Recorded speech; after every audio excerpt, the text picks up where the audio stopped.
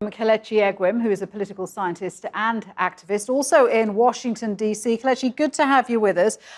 So we've just been hearing from our correspondent about how the police reform bill is struggling through Congress because there doesn't seem to be an agreement at federal level as to what kind of changes are needed. Are you confident that there will be some meaningful change at a federal level?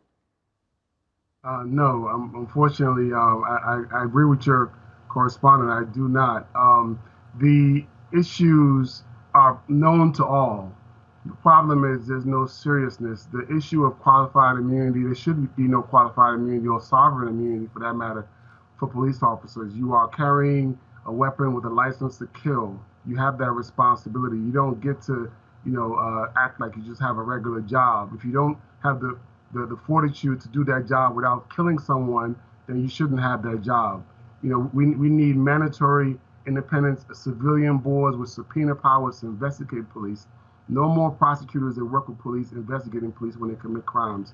We need to end police being called for mental health issues, which should be dealt with by EMTs. These are health issues, not police issues. This is what the defund police thing is about. Basically, the police are doing more than really they can and they should. The police need to be removed from public schools as law enforcement. Schools are cutting counseling and counselors and adding police and metal detectors.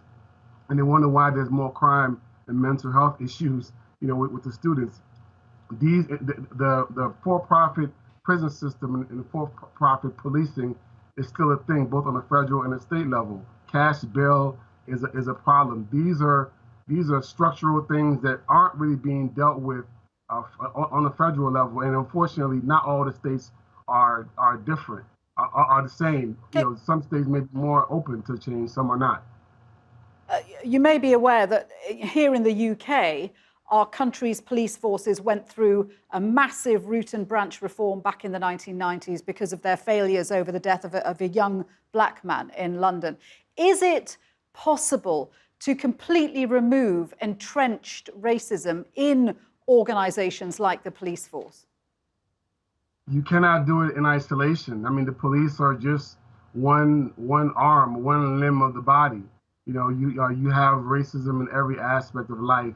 In America, America is less than 300 years old. I would say that the current system of white supremacy, systematic racism, has been around for about 2,000 years. So it didn't start with America. But even with America, the police is just one aspect of it. In healthcare, in education, in politics, in every aspect of life, racism rears its ugly head because it's foundational to this country. And until you decide to deal with the root of white supremacy, racism in America, you're not going to be able to just deal with one limb of the body and expect to have systematic change. But there are things that can be done within the police and around the police that can reduce the incidence of black people being killed by police and getting away with it. And I think it comes down to accountability. As long as you can kill someone and get away with it, and you have a gun and you have a license to kill, you will.